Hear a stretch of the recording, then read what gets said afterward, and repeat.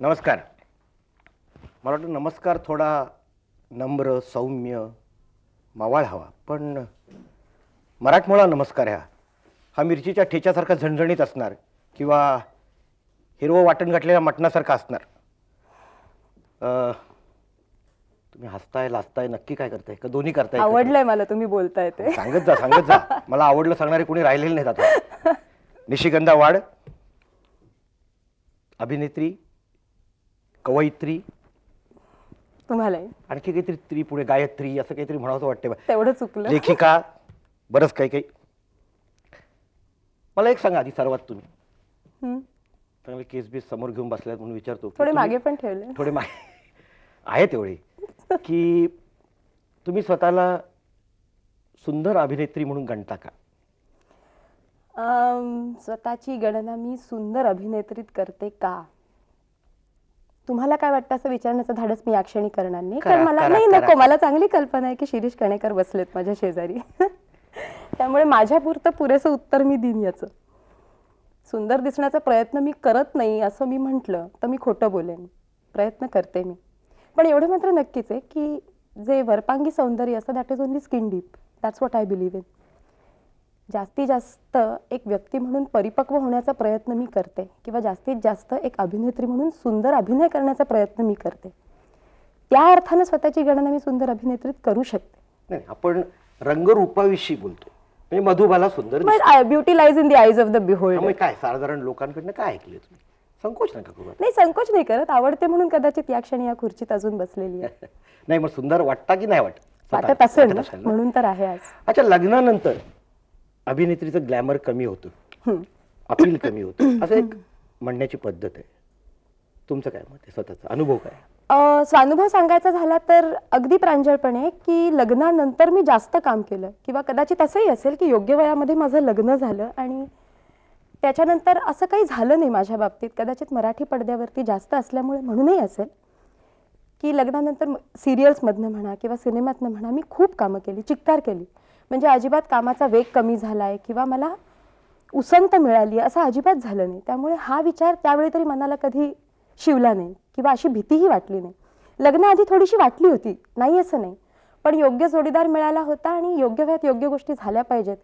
कुठेतरी हे संस्कार मनावरती होते, त्यामुळे ते लग्न होऊन गेलं. कारण हिंदीत पण तसा काही लोकांचा अनुभव वेगळा आहे ना. मीना कुमारी आहे ना, नूतन, साधना. मला असं वाटतं की प्रेक्षकातला हा फरक आहे ना. आपला जो प्रेक्षक वर्ग आहे, मराठी प्रेक्षक वर्ग आहे. आता थोडं असं एक छोटंसं वानगी दखल सांगायचं झालं तर जी अभिनेत्री जास्तीत जास्त आपलीशी वाटते ती अशी घरची वाटणारीच आहे ना. आत्तापर्यंत जी दिसलेली आहे, जी साडीत आहे म्हणा, अशी एखाद्या अभिनेत्रीने पटकन कमी कपडे घातले किंवा अंग प्रदर्शन केलं तर ती त्यांना परकी वाटायला लागते. बरं, तुम्ही दोघंही पती पत्नी एकाच व्यवसायात आहात. तुमच्या आयुष्यात काही अभिमान सारखा संघर्ष होतो का? हा, झाला का निर्माण कधी? म्हणजे अजिबात स्पर्धा आमच्यामध्ये नसते असं मी नाही म्हणू शकणार. अशी भावना मात्र नक्कीच येते आणि त्या निमित्ताने कधीतरी मी अमिताभ आणि तो जया, किंवा तो मी जया आणि तो अमिताभ, तेवढं तरी होण्याचं सुख आम्ही बघतो. अर्थात हा गमतीचा भाग झाला. खरं सांगायचं तर जेव्हा आमचं लग्न झालं ना त्यावेळेला दीपकची नुकतीच सुरुवात होती आणि मी व्यवस्थित या क्षेत्रामध्ये रुळलेली होते, बरीच कामं करत होते, प्रेक्षकांच्या तशी ओळखीची होते मी. आणि त्यावेळेला असा त्याचा काही मानस नव्हता की आपण ह्याच्यातच करिअर करू वगैरे. अशी कुठली विजिगिषू इच्छा नव्हती, पण त्याच्यात आत्मविश्वास जबरदस्त होता. त्यामुळे आज एवढं मी नक्की म्हणू शकेन की मला त्याचा अभिमान वाटतो. त्यालाही माझा वाटत असेल असं आपण गृहीत धरूया. तो नाहीये कारण आता इथे. कारण यशस्वी संसार हा अशा गैरसमजुतींवरतीच टिकून असतो. स्वानुभव आहे. स्वानुभव आहे. बरं, मी तुमचं एक नाटक पाहिलं होतं, काहीतरी फारच लांब लचक असं आघाडीसारखं नाव होतं. मी सांगू की आठवतंय? म्हणजे जे आठवते ते मी सांगतो. त्या तिकडे कोपऱ्यात कोणतरी उभं आहे असं कुणीतरी आहे. कुणीतरी आहे तिथे. सस्पेन्स नाटक होतं. सुरेश खऱ्यांनी लिहिलेलं होतं, कुमार सोहनीने दिग्दर्शित केलेलं. त्यानंतर तुम्हाला पाहिल्याचं स्मरत नाही मला. का नाटकं कमी का केली? त्याच्या आधी तुम्ही कमी नाटकं बघितली तशातला भाग नाही ना? शक्य आहे, पण त्याच्यानंतर विशेष केली नाही. पहिली सुरुवात माझी झाली दुर्गा झाली गौरीनी. सुलभाताई देशपांड्यांचं आविष्कारचं नाटक होतं. अरविंद देशपांडे, सुलभा देशपांडे यांनी निर्मित केलेलं आणि गुरु पार्वती कुमारांनी दिग्दर्शित केलेलं. माधव साखरदांड्यानं त्याचं लेखन केलेलं होतं, पण ते व्यावसायिक नव्हतं. त्याच्यानंतर मी मुखवटे केलं, मोरूची मावशी, आणि माझ्या सुदैवाने फार चांगल्या दिग्दर्शकांबरोबर काम करण्याचा योग मला आला होता. मुखवटेमध्ये अमोल पालेकर दिग्दर्शक होते, मोरूच्या मावशीचे दिलीप कोल्हटकर दिग्दर्शक होते. त्याच्यानंतर अरविंद देशपांड्यांनीच मोहन वाघांच्या 2 नाटकातनं मला घेतलं होतं, प्रेमाच्या गावा जावे आणि मदन बाधा. वसंत कानिटकरांनी लिहिलेली ही नाटकं होती. त्यामुळे चांगल्या लोकांबरोबर काम करण्याची संधी मिळाली, चांगले संस्कार झाले. मग मी केलं कुणीतरी आहे तिथं, आणि कुणीतरी आहे तिथं मध्ये पहिल्यांदा मला स्वतंत्रपणे एक प्रमुख स्त्री अभिनेत्री म्हणून मी प्रेक्षकांसमोर आले, म्हणून कदाचित तुमच्या लक्षातही विशेष राहिले असेल. त्याच्यानंतर सौदामिनी हे एकच नाटक मी केलं आणि विशेष नाटकातनं कामं मी केली नाहीत. नंतर एक मध्यंतरी केलेलं होतं सत्यदेव दुब्यांच्या ग्रुपमध्ये महेश एलकुंचवारांनी लिहिलेलं प्रतिबिंब नाटक, पण ते एक्सपेरिमेंटल थिएटरचं होतं, म्हणजे त्याचे जास्त शोज पृथ्वीला झालेलेच मला आठवत आहेत. हे लक्षात राहिलं मी, तुम्ही त्याच्यात सॉलिड घाबरलेले असतात. कशात? त्या सुरेश खऱ्यांच्या नाटकात. का बरं असं काय? घाबरल्याचा रोल होता ना. तशी भूमिका होत असतात, भूमिकाच होती. बरोबर. घाबरलेले. एनिवे, मग आता का नाही करत? कसं आहे म्हणजे तसं जर एक मुत्सद्दी उत्तर द्यायचं झालं तर सगळ्याचाच पाया नाटक आहे. म्हणजे आता मी सिरियल्स करते, सिनेमातनं कामं करते आणि सगळ्याचाच पाया नाटक आहे. त्यामुळे नाटकातनं मी काम करणं सोडलंय असं म्हणता येणार नाही, पण अर्थार्थी म्हटलं तर ह्याच्यामुळे सुटलंय 30 दिवसात 30 प्रयोग एखाद्या चालणाऱ्या मराठी नाटकाचे सहज होतात, आणि तितका वेळ ज्या कमिटमेंट्स मी घेतल्या आहेत त्याच्यातनं देणं मला या क्षणी तरी शक्य नाही आहे.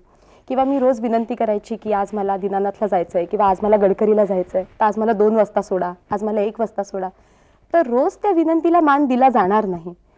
At whatever station of life I am just नाव. माझी इतकी डिक्टेटिंग कपॅसिटी नाही आहे की नाटक मी जर घेतलं समजा एखादं आणि अचानक मला कळलं की शनिवारी मला सुट्टी आहे आणि मी गुरुवारी सांगितलं की आता तुम्ही शनिवारी प्रयोग लावा, हां मी मोकळी आहे, तर ते हाऊसफुल होईलच याची खात्री जोपर्यंत मला वाटत नाही तोपर्यंत मी असं कुठलं नाटक स्वीकारणार नाही. त्यातूनही मी सांगते की एखादं जर चांगली संहिता, चांगलं नाटक माझ्याकडे आलं तर थोडीशी कामं बाजूला ठेवून मी ते नक्कीच स्वीकारेन, कारण मला अतिशय आवडेल नाटकातनं कामं करायला. कारण नाटकाची एकदा ती ओढ, चटक. एक तुम्हाला सांगते, म्हणजे खरं तर एखादं काम सुरू होण्याआधी विशेष त्याच्याबद्दल बोलू नये, पण एक चांगली संहिता पृथ्वी फेस्टिवल आहे ना आता नोव्हेंबरमध्ये, त्याच्यासाठी माझ्याकडे आलेलं आहे. तुम्हारी अमृता करणाऱ्या ग्रुपनी विचारलेलं आहे आणि त्याचा मी अतिशय सिरियसली विचार करते. हे मुत्सद्दी उत्तर नाही, हे प्रांजळ उत्तर. तुम्ही दिग्दर्शकाच्या अभिनेत्री आहात का? काही लोक म्हणतात डायरेक्टर्स ॲक्टर. का तुम्ही तुमचं काम करत असता, डायरेक्टरचं काम करत असतो? असं नाही होत. There are no water tight compartments. माझा असा अनुभव आहे की एखादा चांगला दिग्दर्शक असेल तर चांगल्यातला चांगला नट किंवा नटी सुद्धा they become directors actors, because he is the captain of the ship. त्याच्या डोळ्यातनं प्रेक्षक बघत असतात काय दिसणार आहे पुढे किंवा मी काय दाखवणार आहे हे चांगल्या दिग्दर्शकाला चित्रित करताना नक्कीच आधी माहिती असतं. त्यामुळे your job is to fit in the shoes which he is given you. आणि जेव्हा असं वाटतं की एखादा चांगला दिग्दर्शक नाही आहे किंवा मला जे कळतंय तेवढं त्याला कळत नाही, की त्याला जे कळतंय त्याच्या पलीकडे मला थोडंसं कळतंय, तरी त्याचा अपमान तुम्ही करत नाही. सेटवरती तुमच्या परीनं तुम्ही जास्त काहीतरी देण्याचा प्रयत्न करता, पण शेवटी the director has to decide की मला काय हवं. So it happens. तुम्ही लेखिका आहात, कवयित्री आहात, आईसारख्या. तिच्या एवढी नाही, तिच्या मानाने मी अगदीच मॉन्टेसरीत आहे. पण तुम्हाला असं वाटतं का की पण तिच्यामुळे मला आवड मात्र नक्कीच निर्माण झाली लहानपणापासून. पण तुम्हाला त्या बाजूकडे लक्ष द्यायला वेळ मिळतोय किंवा तुम्ही पुरेसा न्याय दिलाय त्याला? नाही देऊ शकत, हे मात्र खरं आहे. कदाचित असंही झालंय ना की अशी खूप वाटली गेली आहे. कारण लेखन निर्मिती करणं ह्याच्यासाठी खूप मला असं वाटतं की एकाग्रता पाहिजे किंवा अभ्यासही पाहिजे. तेवढा पुरेसा माझ्याकडनं होत नाही, ही वस्तुस्थिती आहे. कारण मला हेही करायचं आहे, मला तेही करायचं आहे, मला अभ्यासही करायचा आहे. सध्या मी शिकते अजून, आणि हेही शिकतेच आहे, जे काम करते तेही शिकतेच आहे अर्थात. त्यामुळे तेवढा वेळ दिला जात नाही. कधीतरी अशी वेळ येईल ना, पण बरोबर आहे, थोडासा प्रयत्न मी करते. चॅनलाइज करायचं. आता या दोनच गोष्टी आपण खरंय. करूया. जरी इच्छा असली, खरंय. किती एनर्जी, किती डायरेक्शन मध्ये जाऊ द्यायची. आता चार चौघी नावाचं एक जे मासिक निघतं, हा, त्याचं संपादन करण्याचं भाग्य माझ्याकडे आलेलं आहे. आणि भाग्य मी एवढ्यासाठी म्हणते कारण मला त्याच्यामध्ये विशेष काही नाही करायला लागत. मुळात तुम्ही मला सांगा, जेव्हा शांताबाई लिहितात किंवा जेव्हा थोर लेखक लिहितात तेव्हा त्यांचं साहित्य तपासण्याची लायकी माझी नाही. त्यामुळे ते मी करतही नाही. आणि त्याच्यासाठी व्यवस्थित त्या विषयाचे अतिथी संपादक असतात, ज्यांचा तो अभ्यास असतो, ते असतात. मात्र संपादकीय लिहिण्याचं काम किंवा मोजक्या पत्रांना उत्तरं देण्याचं काम किंवा जो माझ्या अभ्यासाचा विषय असेल त्याच्यावरचा लेख किंवा मला असं वाटतं की ह्याच्यावरती मी लिहिलं पाहिजे, ते मी विचारपूर्वक आणि मुद्दाम करते. मध्यंतरी मी बोन्साय नावाचं एक सदर लिहित होते. माझा आत्ता PhDचा विषय आहे changing role of women in society. आणि माझ्या सुदैवाने मला इतका चांगला विषय आणि चांगल्या गाईड मिळाल्या आहेत. डॉक्टर वर्षा शिरगावकर रुईयामध्ये त्या प्राध्यापक आहेत इतिहासाच्या. तर जे मी बघते, आणि असं होतं ना की कलाकार असल्यामुळे म्हणजे देवाचे किती आभार मानावे असं आहे की असं अनेक वेळेला वाटतं की तुम्ही एका आयुष्यामध्ये दोन पॅरलल आयुष्य जगताय. जे बघताय ते, जे बघू पाहताय ते, अशी दोन आयुष्य तुम्ही एकत्र जगत असता.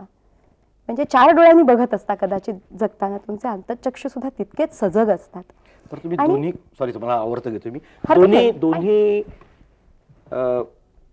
भाषेत तुम्ही काम करताय, मराठीत करताय, हिंदी सिरियल्स मध्ये करताय, काय मूलभूत काही फरक जाणवतो का दोनात? तुम्हालाही तितकंच प्रिसाईज उत्तर देते मग मी आता. बोला. हिंदी आणि मराठीत काम करताना फरक काय जाणवतो म्हटलं तर आपण असं म्हणू ना, मातृभाषेत आणि राष्ट्रभाषेत जो फरक जाणवतो तो म्हणजे नक्की काय? वातावरण वेगळं वाटतं जास्त? थोडंफार वाटायचं आधी, जास्त वाटायचं. कदाचित सवयीने आता कमी वाटायला लागलंय. आणि आता असंही झालेलं आहे की हिंदीमध्ये सुद्धा आपले मराठी चेहरेच बरेच दिसतात. म्हणजे कित्येक वेळ तरी असं होतं सेटवरती, ए मराठी में मत बोलना, हा थोडा हमारे भी समज में आना चाहिए, असंही होतं. इतकी आपली लोक झालेली आहेत. त्यामुळे आता विशेष फरक जाणवत नाही. म्हणजे इनफॅक्ट बरं वाटतं की नाही तर पूर्वी जे अगदी वर्चस्व होतं की पंजाबी आणि मद्रासी आणि साऊथ इंडियन या लोकांचं खरंच वर्चस्व होतं आधी. घरगुती वाटतं. हो, अगदी वाटतं. पण मी बरेच मुलाखती तुम्हाला टीव्हीवर लोकांच्या, कलावंतांच्या विशेषतः घेताना बघितले. देतानाही बघितलेलं विशेष. हा, त्यामुळे नाही तसं नाही म्हणते, घेताना बघितले मी. तर काही टिप्स काय, त्याची काय ट्रिक काय यशस्वी मुलाखती घेण्याची?